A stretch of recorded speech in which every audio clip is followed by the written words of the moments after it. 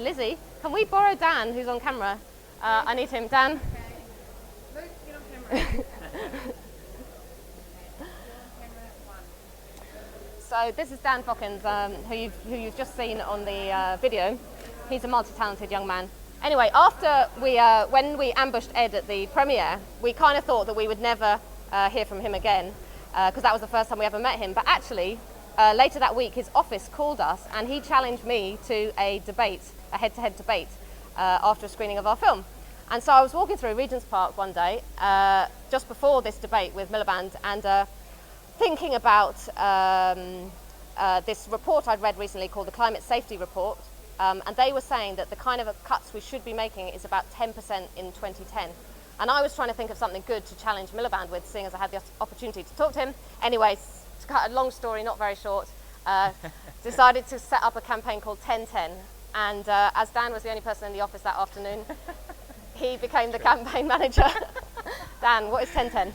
1010 is a campaign to cut 10% of the UK's carbon emissions in a single year through the commitments of individuals, organisations, businesses, military, monarchy, everyone from across society committing to cut their own emissions by 10%. Then we take all of those commitments from across society to government and say, look, the people are ready, what are you going to do about it? And we launched this little thing. Well, we first thought of this in about March, didn't we? And we got some advice from professional campaigners. You don't need Mike, by the way. Brilliant.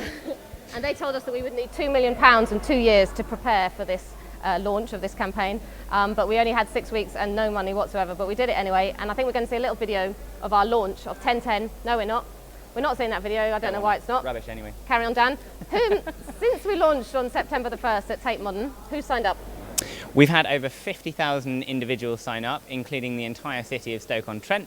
We've had 1,800 businesses, from individuals in their front rooms right the way up to Adidas, Pret, Starbucks, Microsoft, Sony, that was the new one this week. Sony this week, absolutely, and the Welsh Government, as we saw yesterday evening. Yeah, that's the first government to commit to cutting their emissions 10% next year. These are serious commitments. This is not just a generalised, we're going to do it. Hundreds of thousands of tonnes worth of emissions being committed.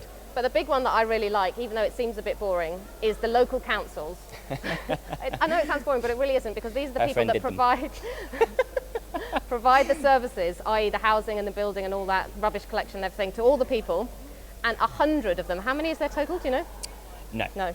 Anyway, 100 of them have signed up, and that covers a quarter of the UK population. So a quarter of the UK population will be getting their services with 10% less emissions. Yeah. I also like Royal Mail, because it's very sweet to think about the postman all using 10% less emissions. Yeah. I mean, one of the most inspiring, I know you're supposed to talk, but anyway, one of the most inspiring parts for me was The Guardian has really been following the 1010 campaign a lot, and they did this series, as you know, of articles interviewing all these different organisations about how they were going to cut their emissions. And when you see that Microsoft are going to change the servers and the Royal Mail are going to start changing the trucks, route deliveries and stuff, that to me was one of the most exciting moments, because it was just finally we're actually talking about how we're going to change things. Yeah, and the amazing thing for me was just how quickly it started to affect politics. We always did have to build up this really, really big movement and then take it to government next year.